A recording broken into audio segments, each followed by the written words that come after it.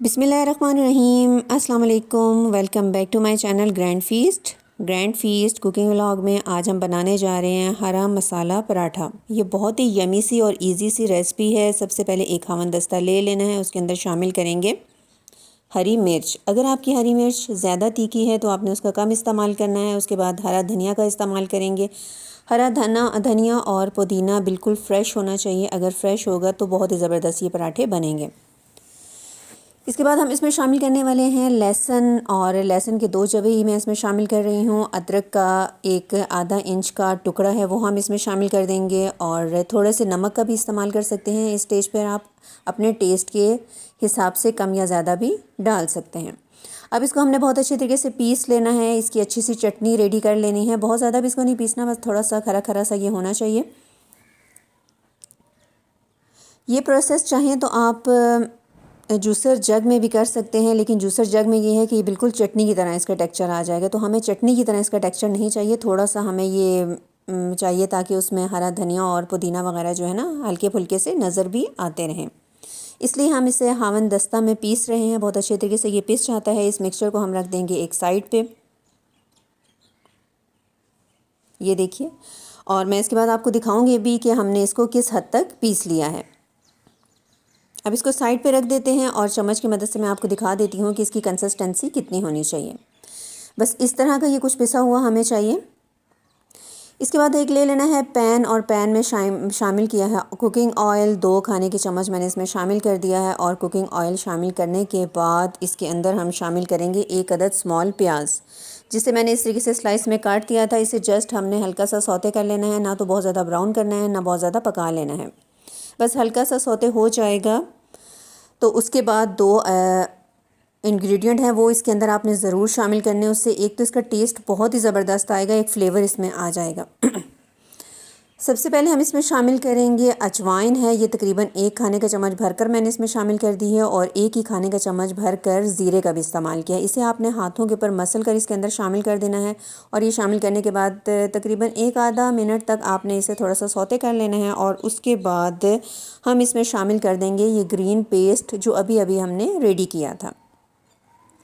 Green pest शामिल करने के बाद कुछ स्पाइसेस हैं वो अपने टेस्ट के हिसाब से कम या ज़्यादा भी डाल सकते हैं, वो हम इसमें शामिल कर देते हैं। इन तमाम चीज़ों को पहले मिक्स कर लेते हैं।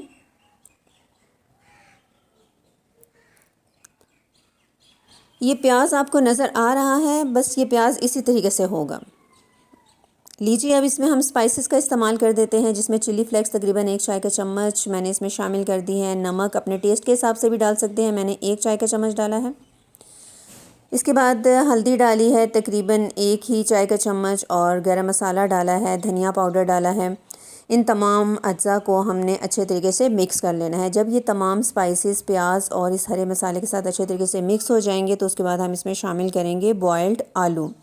आलू तकरीबन 2 से 3 लार्ज साइज़ के आलू थे। मैंने उसे बहुत अच्छे तरीके से बॉयल कर लिया, छिलका उसका रिमूव कर दिया, और फिर उसके बाद आलू अब इसमें शामिल कर रहे हैं। आलू शामिल करने के बाद आपने इस तमाम मिक्सचर को बहुत अच्छे तरीके से मैश कर लेना है। इस पॉइंट पर इसके नीचे जो फ्लेम है ना वो थोड़ी सी ऑन ही है, बिल्कुल मीडियम स्लो फ्लेम पर आपने इसको करना है।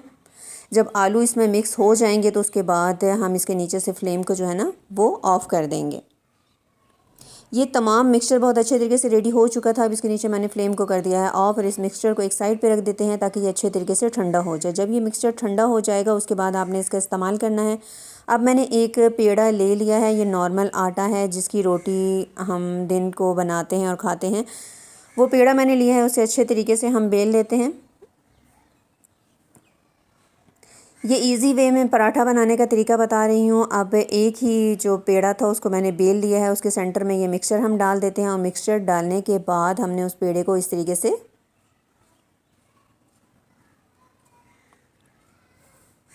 बंद कर देना है।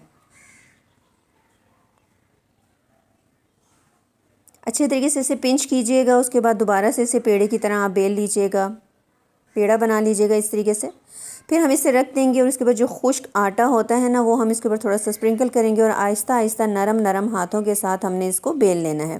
जब आप बेलते हुए आप फील करेंगे कि इसका मिक्सचर निकल रहा है, तो आपने बहुत सख्त हाथों से नहीं बेलना, नरम हाथों से इसको बेलना है। पहले मैंने हाथ की मदद से इसे फैला दिया है।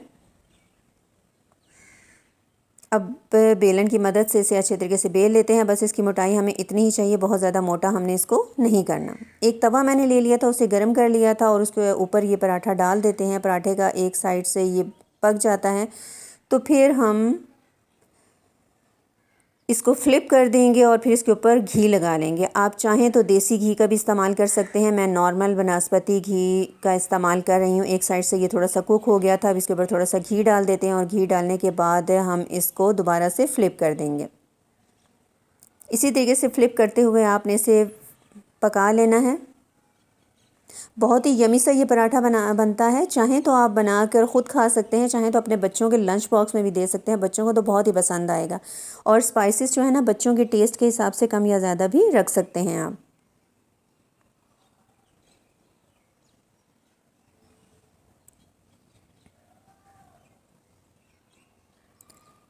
एक साइड से ये अच्छे तरीके से तकरीबन कुक हो चुका था। मैंने इसका साइड दोबारा से चेंज कर दिया है। दूसरे साइड से भी, क्योंकि हमने घी डाला हुआ है, घी में से बहुत अच्छे तरीके से हम पका लेते हैं। ये पक जाता है तो इसे निकाल लेते हैं। बाकी तमाम पराठे भी हम इसी तरीके से रेडी कर लेते हैं।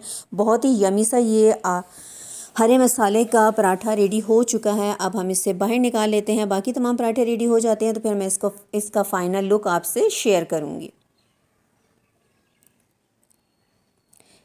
लीजिए, बहुत ही यमी आज के ये हरा मसाला वाले पराठे रेडी हो चुके हैं। ये काट कर भी मैं आपसे शेयर कर रही हूँ और इसको हरी चटनी के साथ आप सर्व कर सकते हैं। आप चाहें तो इस हरी चटनी में थोड़ा सा दही का भी इस्तेमाल कर लें और अगर दही नहीं डालना चाहते तो इसी तरीके से हरी चटनी इसके साथ सर्व कर दीजिए। और चाहें तो आप इसे टमाटो केचप के साथ भी सर्व कर सकते हैं। उम्मीद है कि आपको मेरी आज की ये यमी ईजीएस्ट रेसिपी बहुत अच्छी लगी होगी। अगर अच्छी लगी है तो कमेंट बॉक्स में अपनी कीमती राय का इजहार ज़रूर कीजिएगा। चैनल पर न्यू है तो चैनल को कर लीजिए सब्सक्राइब और मेरे चैनल को ग्रो करने के लिए सब्सक्राइब ज़रूर किया कीजिए।